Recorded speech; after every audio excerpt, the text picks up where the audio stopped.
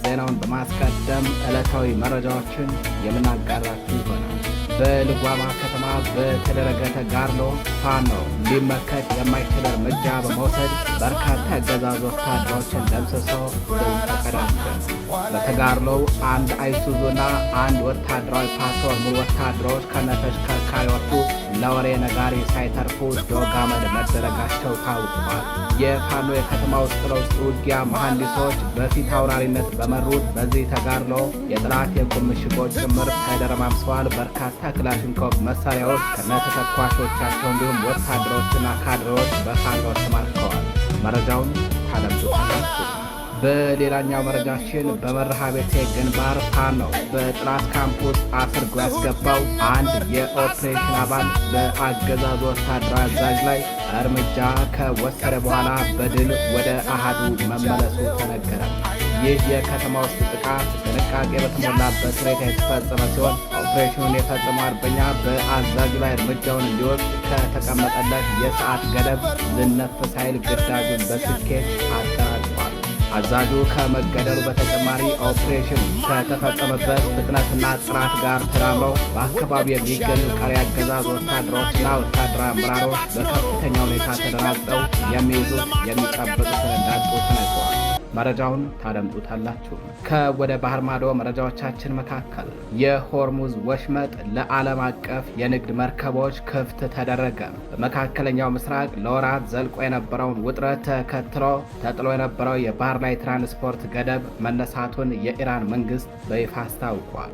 በእስራኤልና በሊባኖስ መካከል የተደረሰውን የተኩስ አቁም ስምምነት እንደ መልካም አጋጣሚ የተጠቀመችው ኢራን በሆርሙዝ ወሽመጥ ላይ ስታካሄድ የነበረውን የደህንነት ቁጥጥርን በማላላት ለሁሉም የንግድ መርከቦች ክፍት ማድረጓን ገልጻለችም።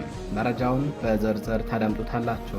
ጤና ይስጥልኝ የተከበራችሁ አድማጭ ተመልካቾቻችን፣ እንደምንዋላችሁ እንደምናመሻችሁ። ከጣቢያችን የዛሬ ሚያዝያ 9 2018 ዓ.ም እነዚህንና ሌሎች የግንባር መረጃዎችን እንዲሁም የሀገር ውስጥና የባህር ማዶ መረጃዎችን አጠናቅረን ይዘን ቀርበናል። አብራችሁን ቆዩ።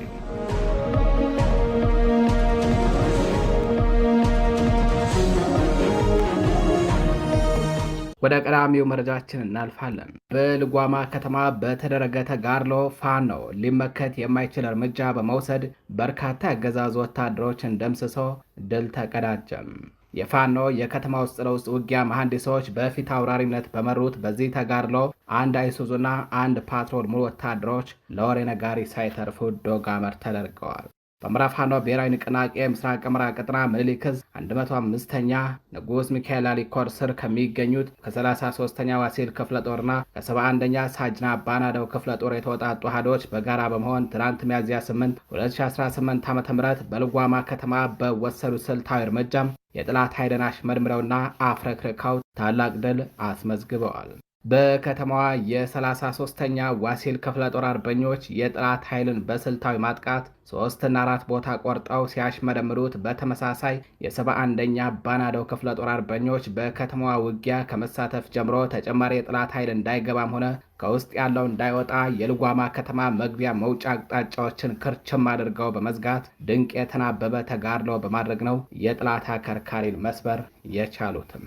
በዚህ ተጋድሎ በተለይ 33ኛ ክፍለ ጦር በመሃል ልጓማ ከተማ ውስጥ ከባድ ተጋድሎ ስታደርግ ከፊል በከተማዋ አካባቢ አጋዥ ኃይል በመላክ ስትዋጋ የዋለችው የአባናደው ሬጅመንት ከዚህ በተጨማሪ በከተማ ውስጥ ውጊያ እያደረጉ ላሉ ኃይሎች ጫና እንዳይበዛ በልጓማና በቴርቴራ መካከል ያለውን መስመር በመዝጋት የአገዛዙን ጦር እንቅስቃሴ ሽባ አድርገውት ውለዋል።